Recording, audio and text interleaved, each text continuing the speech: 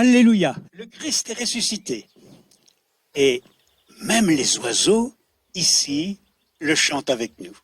Nous sommes à Biousac, au pied de l'église, et puis, en ce puits qui évoque pour moi, qui évoque pour nous la source.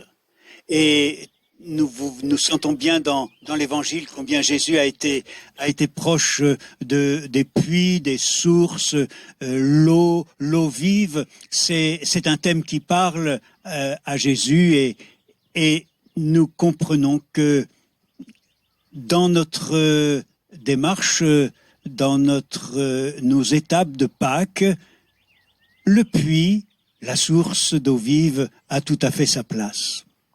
Le soir du Jeudi Saint, parce que c'est l'évangile que nous propose, le soir du Jeudi Saint, c'est l'évangile que nous propose l'Église en ce dimanche de Pâques, Jésus manifeste une assurance étonnante. Alors que dans quelques heures, quelques minutes, Jésus entre en agonie, Jésus entre dans sa passion, Jésus manifeste avec ses disciples une assurance de vainqueur, vraiment. Je prierai le Père, et il vous enverra un autre paraclet, l'Esprit de vérité.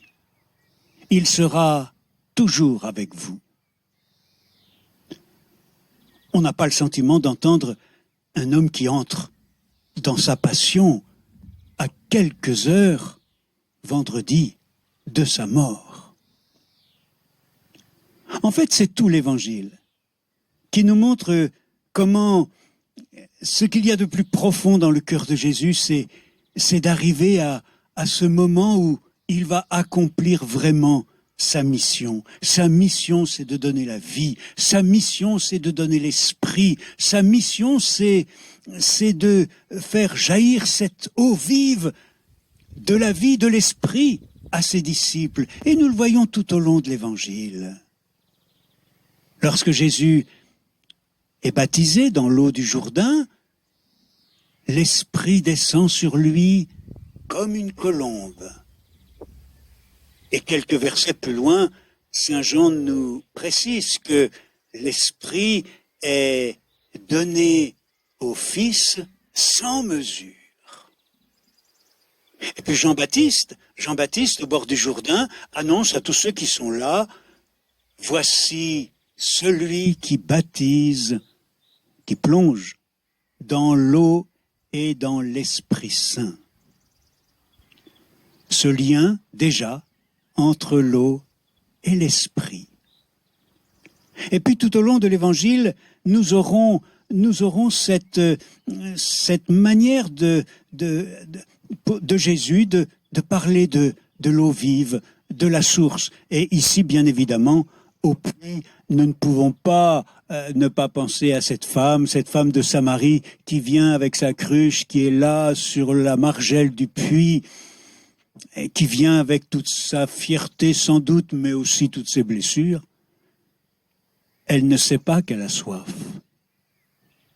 Et voilà Jésus, incognito, qui vient près d'elle. Si tu savais le don de Dieu.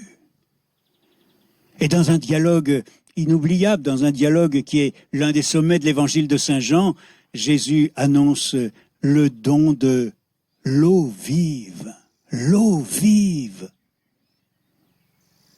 Qu'aura-t-elle compris, la femme de Samarie? Qu'aura-t-elle compris, la petite fille humanité? Je ne sais.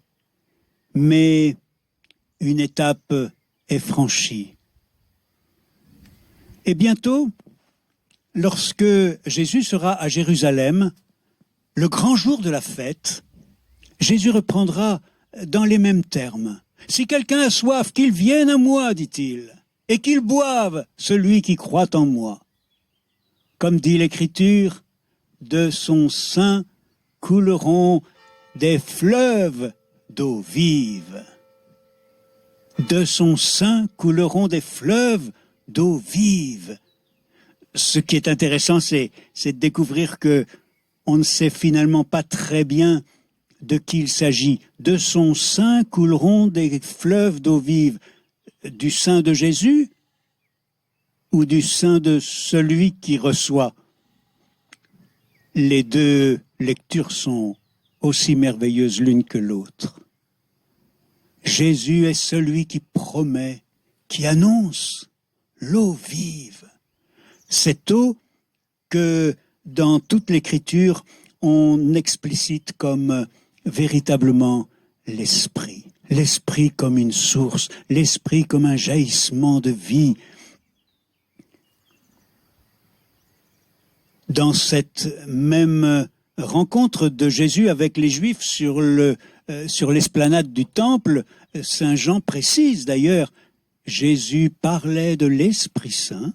Il le dit clairement, ce n'est pas une interprétation de l'Église. Jésus parlait de l'Esprit Saint, mais l'Esprit n'était pas encore donné puisque, dit Saint Jean, le Christ n'était pas encore glorifié. Ce qui signifie, de la manière la plus pressante, de la plus claire, que le don de l'Esprit est lié dans l'Évangile, dans le cœur de Dieu, est lié à l'événement pascal, la mort et la résurrection du Christ. Pour le dire en deux mots, mais je vais continuer de le méditer avec vous, on ne devrait jamais séparer ce que Dieu a uni.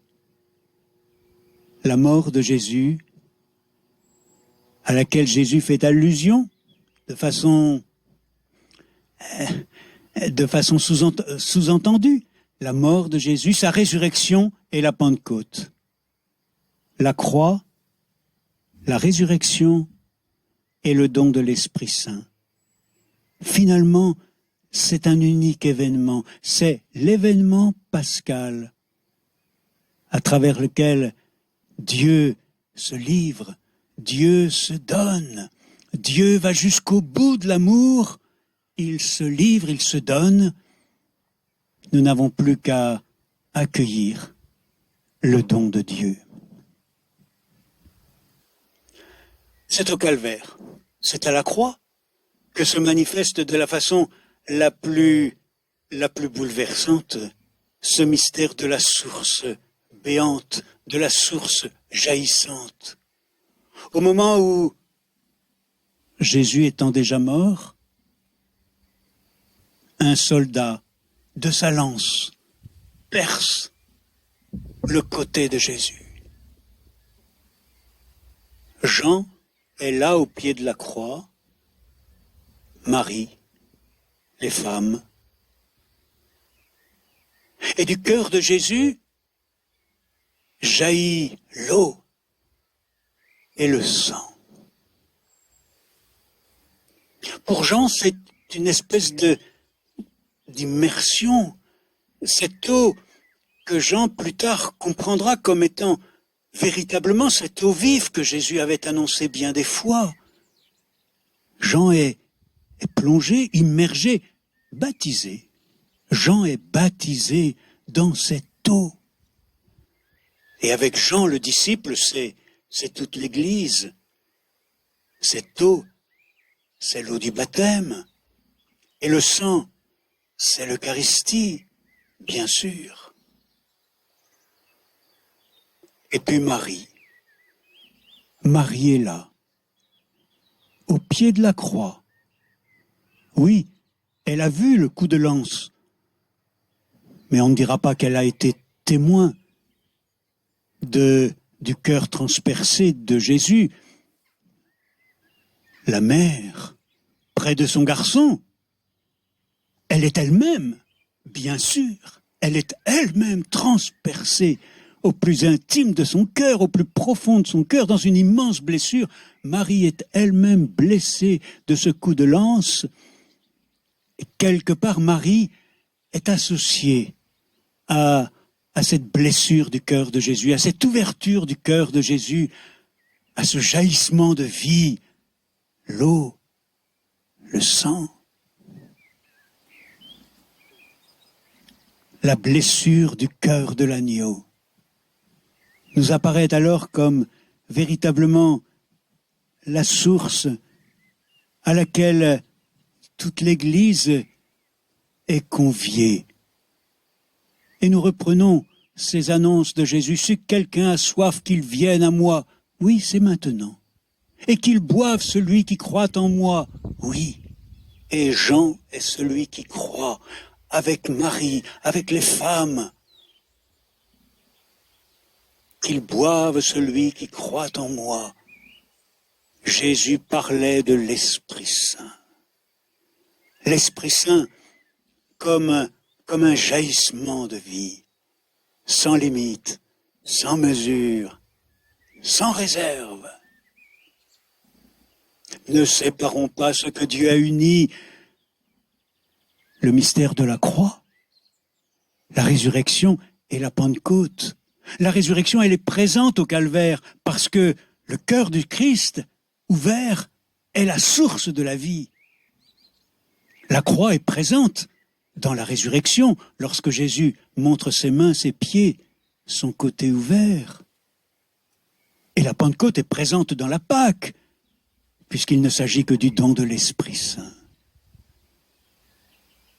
La croix, la résurrection, la Pentecôte, l'événement pascal.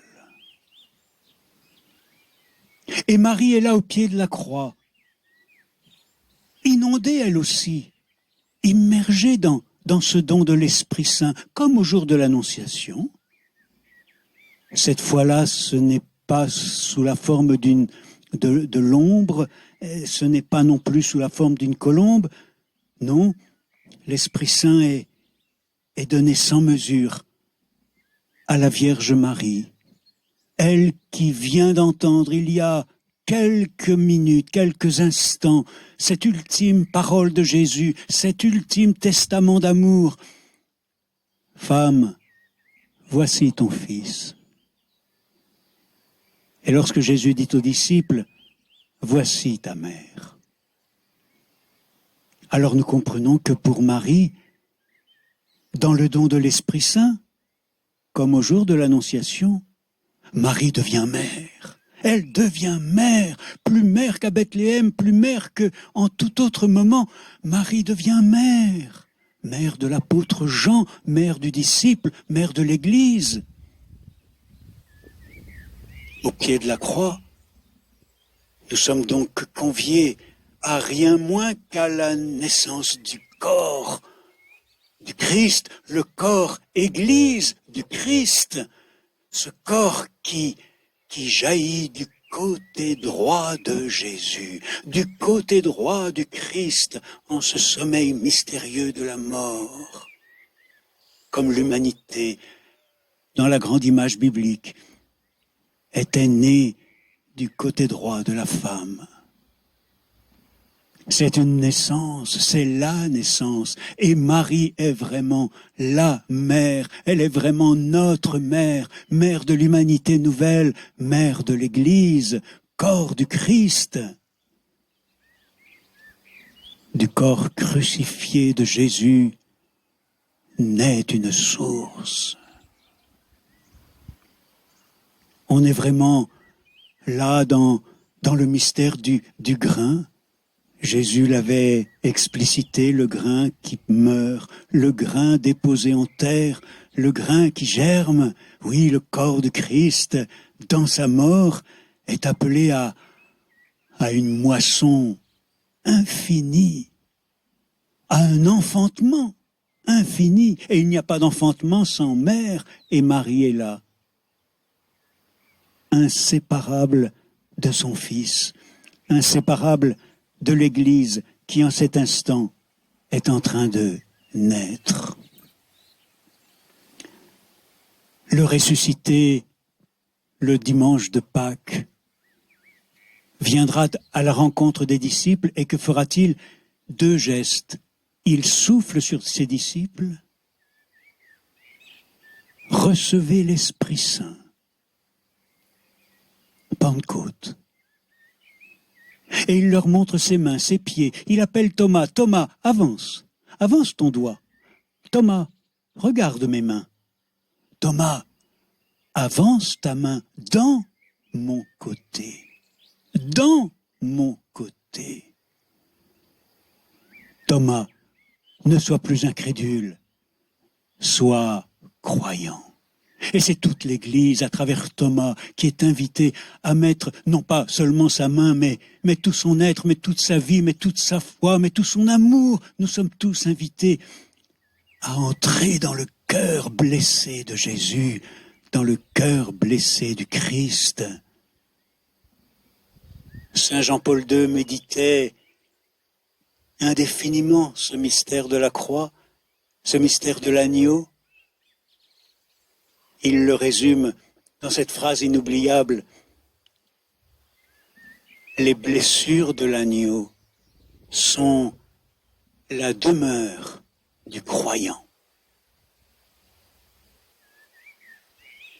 J'ai vu l'eau vive descendant du cœur du Christ. Alléluia. Tous ceux qui boivent cette eau seront sauvés et chanteront. Alléluia, Alléluia, Alléluia.